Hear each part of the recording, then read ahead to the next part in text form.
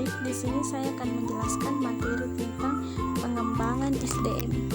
Yang pertama itu pengertian pengembangan SDM.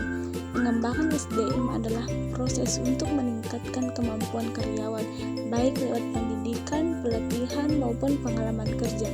Tujuan utamanya bukan hanya menambah skill teknik, tapi juga membentuk pola pikir yang lebih matang, siap kerja yang baik, dan persiapan terhadap perusahaan di tempat kerja. Dengan pengembangan SDM, karyawan bisa bekerja lebih efektif dan perusahaan juga ikut berkembang.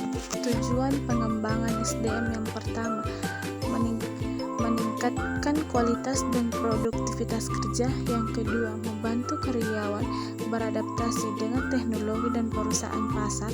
Yang ketiga, menyiapkan karyawan untuk jabatan yang lebih tinggi. Yang keempat, mengurangi kesalahan kerja sehingga efisiensi meningkat. Jenis-jenis pengembangan SDM yang dapat diterapkan. Yang pertama, pendidikan formal. Belajar lewat jenjang kuliah untuk menambah pengetahuan dan keahlian kerja. Yang kedua, pelatihan kerja. Pelatihan langsung di tempat kerja untuk meningkatkan skill teknik dan interpersonal. Yang ketiga, mentoring dan bimbingan. Dibimbing oleh orang yang lebih berpengalaman untuk mengembangkan karir. Dan yang terakhir, rotasi dan proyek khusus.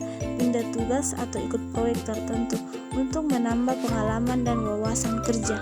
Ruang lingkup pengembangan SDM. Yang pertama, individu, meningkatkan skill, soft skill, dan kemampuan pribadi. Yang kedua, tim, memperbaiki kerjasama, komunikasi, dan koordinasi. Dan yang ketiga, organisasi, membangun budaya kerja, mendorong motivasi, dan memperbaiki sistem manajemen. Strategi pengembangan SDM yang efektif.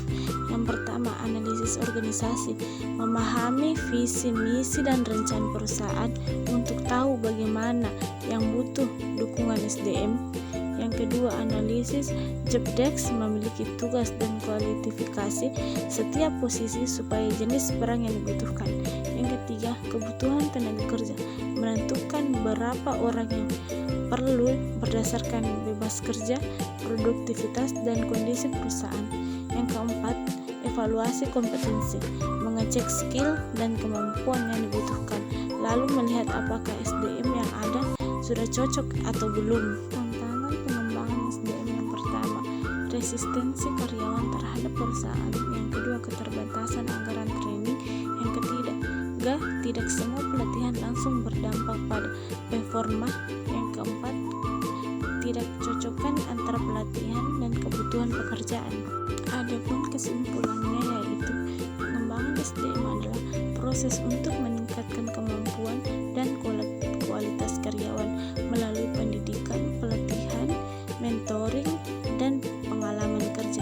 Pengalaman ini mencakup individu, tim, dan organisasi agar semuanya bisa berjalan lebih efektif dengan strategi yang tepat seperti analisis kebutuhan, evaluasi kompetensi, serta pemanfaatan teknologi seperti HRIS, LMS. Perusahaan dapat membangun SDM yang lebih siap bersaing. Hasil akhirnya, karyawan menjadi lebih efektif, lebih loyal, dan perusahaan semakin kuat menghadapi perusahaan serta tantangan pasar.